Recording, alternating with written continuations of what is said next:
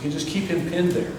So what he's doing, he's controlling his upper extremities, the upper shoulders, and now the hips. And by extension from the hips, the legs as well.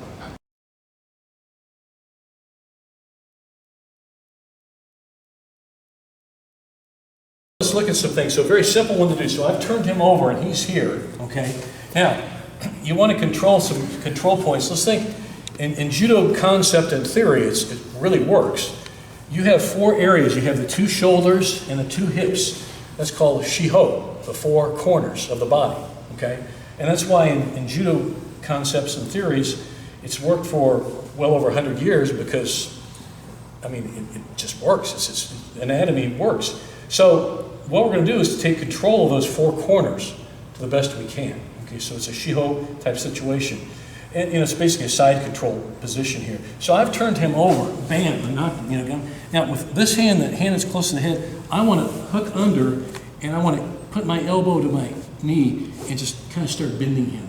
Again, make it very uncomfortable for him, okay? And what I'm going to do is I'm going to grab something here to control, okay? All right, so I've got the head control. Now I'm starting to lay pressure chest to chest on his chest. I don't want to be here. I want to be my chest, my pec right on his pec.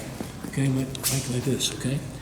Now, with my other hand, I want to control his other hips and lower extremities. So I've got his upper extremities pretty well controlled up these 2 corners here, right? So I'm going to control these corners.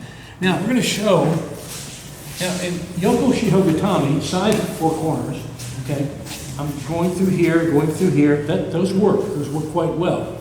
And you might even just put your hand there. But what really is good to start with, put your hand just right here, kind of put your hand under his butt, okay?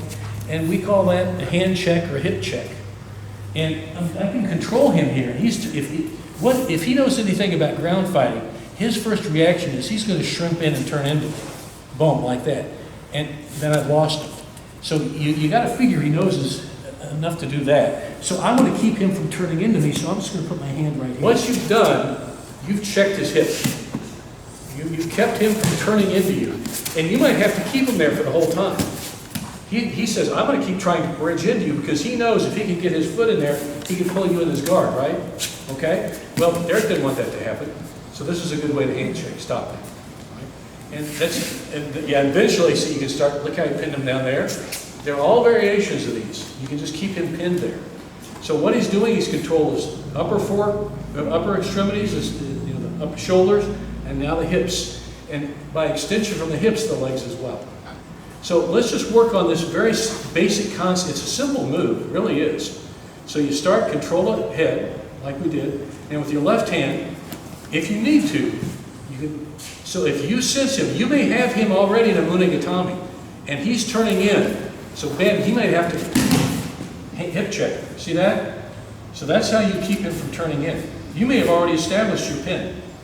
And if he does that, there you go. And that's just a very simple thing that really works.